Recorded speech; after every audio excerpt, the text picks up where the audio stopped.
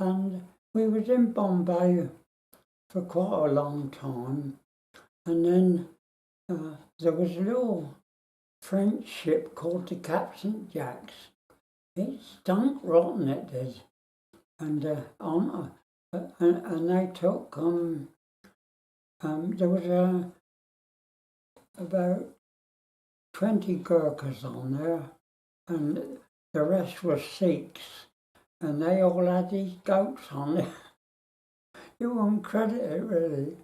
Anyway, so we go up the Persian Gulf now, and we go to a place called Andimesk, which was a very important railway there, and I think when I've sorted everything out in my head, we should have gone there in the first place, because we were, when we got to Andimesk, there was a British railway operating company, and there was a British rail that dealt with mechanical fits and all that, you know, and what we done was we laid out a marshalling yard there, and the Americans sent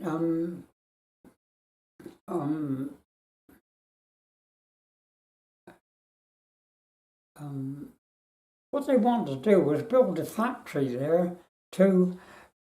General Motors used to send the lorries up in crates, and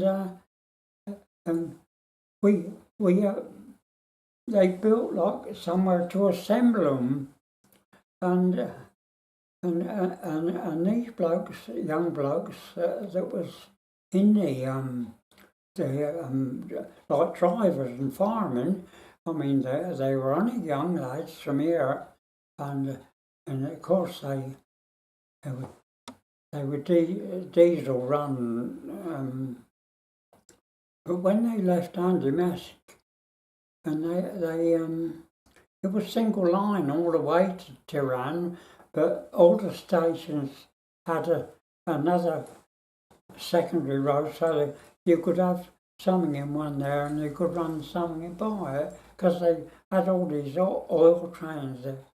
And they, anyway, we put this, and you see the Americans, they used to send a food train up about every 2 months, and it was what they called a Polish relief train, and they used to send sugar and rice and essential things like that, and we were down in Andimesk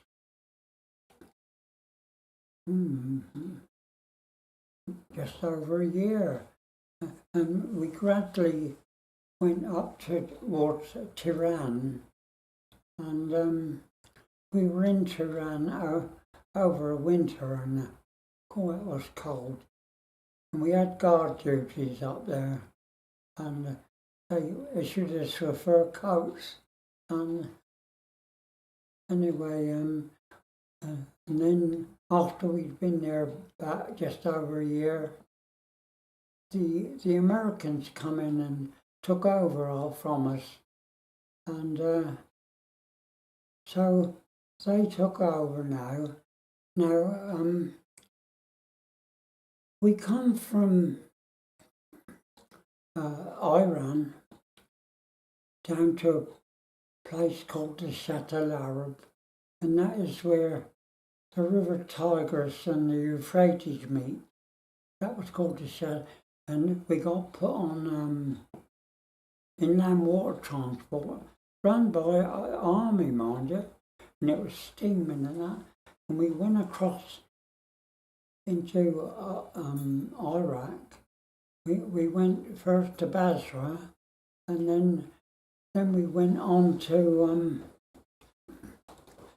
Baghdad, and we spent about, let me see, about 2 or 3 days in Baghdad, and then we went from Baghdad. We went on a train across the Transjordan Desert, and we stopped by when we, I don't know where it was on the Transjordan Desert, but it took us a long time to get there, and we went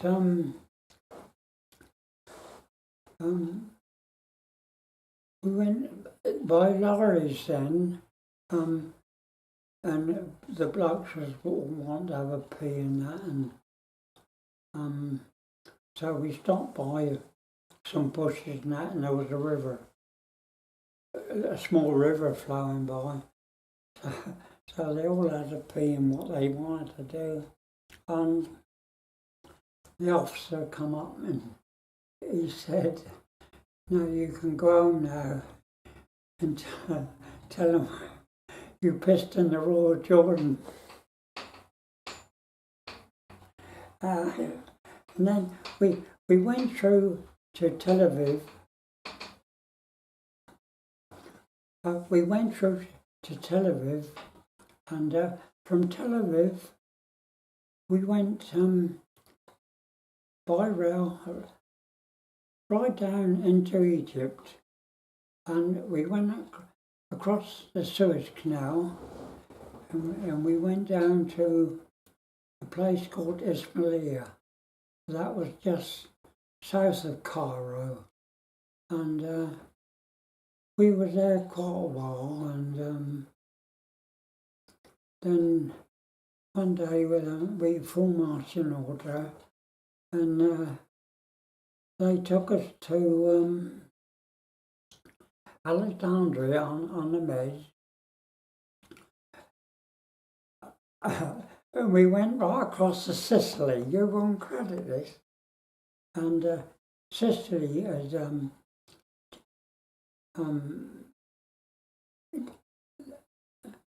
they sent gliders into Sicily, and we landed at a place called I can't think of it now, but where we landed, we went up to Catania, and that's at the foot of Mount Etna, and we were there for a little while, and then we get on another ship, and we go to Reggio Calabria, on the foot of, and we went to a big school there, private school. It was massive, really, 3 floors like, and it had a great big 8-foot wall all the way around it, and there was a road went all the way around it, and we were there quite a long time. And we used to go down to the docks, and we used to help out there. And one day, when we were on our way, the convoy was going in another road farther over, and the last 5 vehicles stopped. And we was on a bit of a hill looking down, and we stopped and we watched them. And the last 5 vehicles was there for about 20 minutes, and then they went along. So the sergeant said, "I think we'll go down there and have a look." So when we went down and had a look, there was about 20 cases of American food. So we loaded them up and took them back to the school where we were, and we pinched about 5 of them, and we put them round blokes in there, took them and dear, oh dear. And then after we went we went all over Italy. we went to a place called Foggia, and we went across to Naples, and we went up into Rome. In fact, I did even go in the Vatican and saw the Sistine Chapel, and it was beautiful. And then we worked our way up, and you see, the Germans blew nearly all the bridges up, and our job was we had to build like launching spans to get across, and it was the only good thing about it was we weren't a fighting regiment. I mean,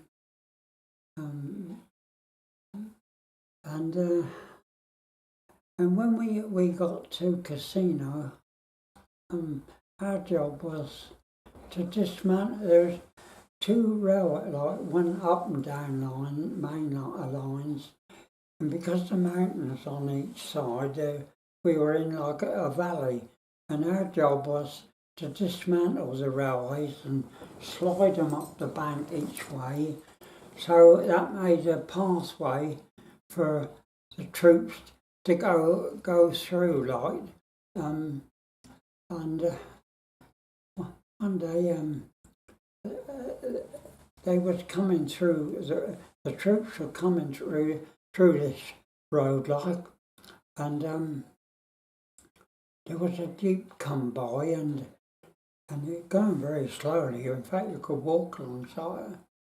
And I saw a cap badge, and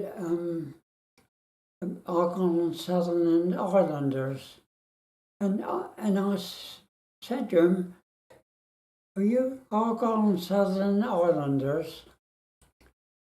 And he pulled a pistol out, and he said, "Who are you?" Well, I said, "I've got a brother in the Argonne and Southern Islanders," and he had a batman with him, and he said, "What's his name?" I said, "Archie Beesley." And that batman said to him, "Oh, I know Archie Beesley, sir." Good job he knew that, you know. Anyway, he politely told me to get off and go. Yeah, oh dear. And my brother died when he was 42. Yeah. He got downgraded really bit.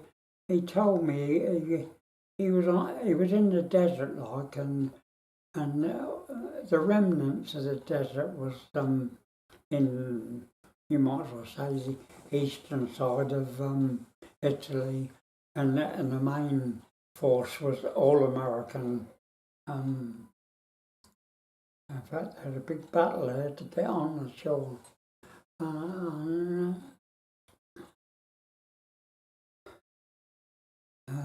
He died when he was 42, and I think he went absent without leave while he was out there.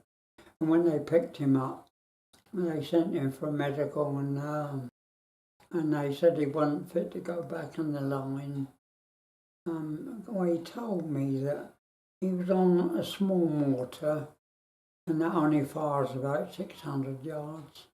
And he said they put him in the barrel, like, and he said one day they dropped one in the barrel, and it didn't go off. So I think the instructions are to wait about 5 minutes, then tip it out. But when they tipped it out, it went off, and it killed one of the blokes. It was my brother, like, yeah. Oh dear. So that was more or less the end of it all, really.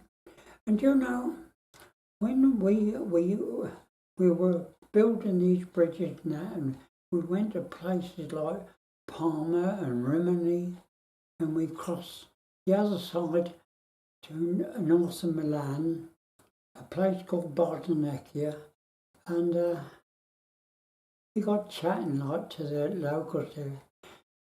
Now the war's finished, and they just didn't know what to do with us, I don't think, and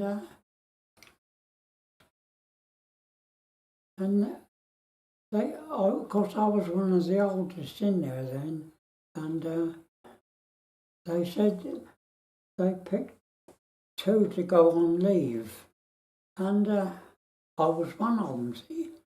So I go all the way from just north of Milan down to Naples, and I got a ship on the ship there, and we come through the Med, and I'm walking down the gangplank, and there's a bloke walking up, a corporal, and he said to me, "I know you." Well, I said, I don't know you. He said, "Well, I was at your wedding."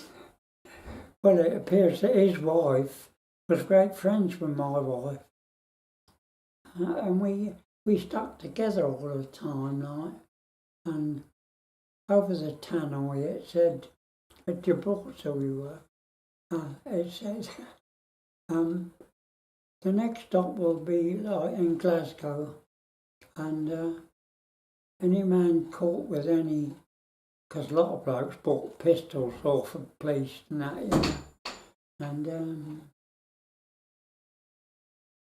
so, and you know, when I'd been at home, they just didn't know what to do with us, and I got sent down to Southampton, and a place called Tottenham, and when I got there, the bloke was sergeant in there, because they'd all split up. He was in charge down there, and they was dismantling the, what do they call it, something harbour, wasn't it? Mulberry Harbour? Yeah, and it was bloody cold down there. He said to me, when I asked for 2 volunteers, he said, "You jump out." He said, "And if anybody else, I'll pick you." So he picks me, like, and now all these blokes are out on dismantling this harbour. It was not cold there now, and I had the job of going with him to collect the rations, so I was laughing really, and then I get sent up to Stratford-on-Avon, and I just didn't know what to do with this, you know. And when we was in Stratford-on-Avon,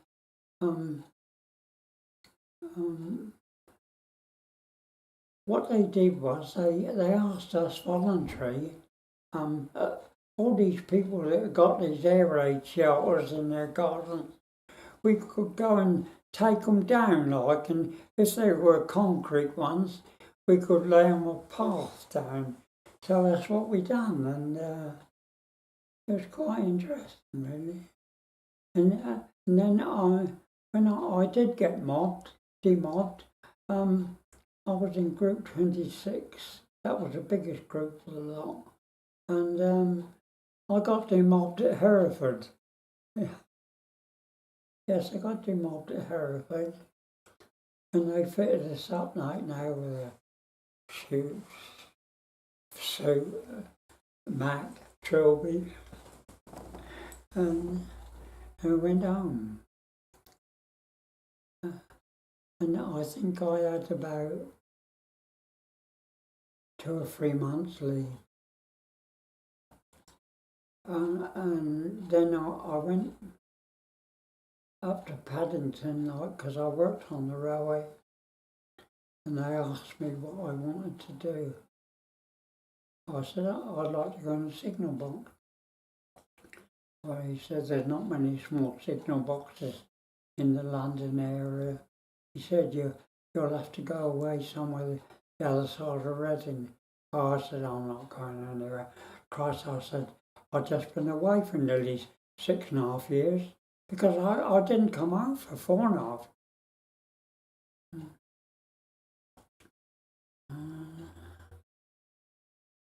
So I got demobbed and that was it. And I worked on the railway ever since. And I was really grateful for the railway because they made my wages up all the time I was in the army. Because I wasn't married then, so I made it over to my mum. Yeah. So that's my life history.